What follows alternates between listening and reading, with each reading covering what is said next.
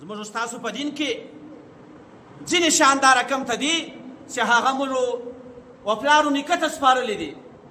موږ تاسو د دین دومره خیال نه ساتو لکه د پلار او د نیکه کوم خیال ساتو. ما او تا او زما او ستا پلار چې کوم رواج راپورته کړی، که چیرې زما او ستا د پلار د رواج مخالف یو کار وسي، هغه ما او تا ته ډېر بد کار ښکاري. نو دین او اسلام موږ تاسو باید دا رقم نه کو استعمال. که زما او ستا پر رواج باندې برابر و هغه بیا دین ده، که زما او ستا پر رواج باندې برابر نه و هغه بیا دین نه ده. نو لہذا د شرعي مسائلو کې د دین په مسائلو کې موږ باید پلارو نیکه ته نه وګورو. امتحان چې پر ده باندې راغلی له دې وروسته دی راځي و خپل قوم ته راځي. اذ قال لأبيه وقومه، خپل پلار او خپل قوم ته وایي ماذا تعبدون، تاسو د چی شي عبادت کوئ؟ قالوا نعبد اصناما، هغه په جواب کې ورته وایي قوم موږ د بوتانو عبادت کوو. فنظل لها عاکفین، الله اکبر، په دې باندې دوی فخر هم کوي او پر دې باندې شاوخوا چاپېر موږ راګرځو. فنظل لها عاکفین تفسیر دا دی چې موږ ټوله ورځ او شپه د دوی په عبادت باندې مصروفه یو او په دې باندې موږ فخر هم کوو. قال هل يسمعونكم يستدعون، ابراهیم په جواب کې ورته وایي چې کله ته یې دته آواز وکئ، قال هل يسمعونكم يستدعون، هغه تاسو ته راځي چې تاسو غږ ورته وکئ، هغه ستاسو غږ اوري.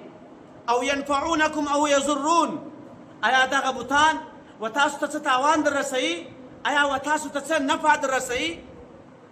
قالوا بل وجدنا آباءنا كذلك يفعلون، دلته خو له دې څخه جواب رکسو، دا خو نه زموږ دا اوري نه موږ ویني او نه موږ ته راتګ کوي. دی ورته وایي دا زموږ پلرو داسې کول. قالوا بل وجدنا آباءنا كذلك يفعلون، زموږ پلرو به دا کار کوي داسې. زموږ ستاسو په دین کې ځینې شیان دا رقم ته دي چې هغه موږ و پلارو نیکه ته سپارلي دي. موږ تاسو د دین دومره خیال نه ساتو لکه د پلار او د نیکه کوم خیال ساتو. ما او تا او زما او ستا پلار چې کوم رواج راپورته کړی، که چیرې زما او ستا د پلار د رواج مخالف یو کار وسي، هغه ما او تا ته ډېر بد کار ښکاري. نو دین او اسلام موږ تاسو باید دا رقم نه کو استعمال. که زما او ستا پر رواج باندې برابر و هغه بیا دین ده، که زما او ستا پر رواج باندې برابر نه و هغه بیا دین نه ده. دی په جواب کې ورته وایي قالوا نعبد اصناما فنظل لها عاکفین. قال هل يسمعونكم يستدعون او ينفعونكم او يضرون قالوا بل وجدنا آباءنا كذلك يفعلون.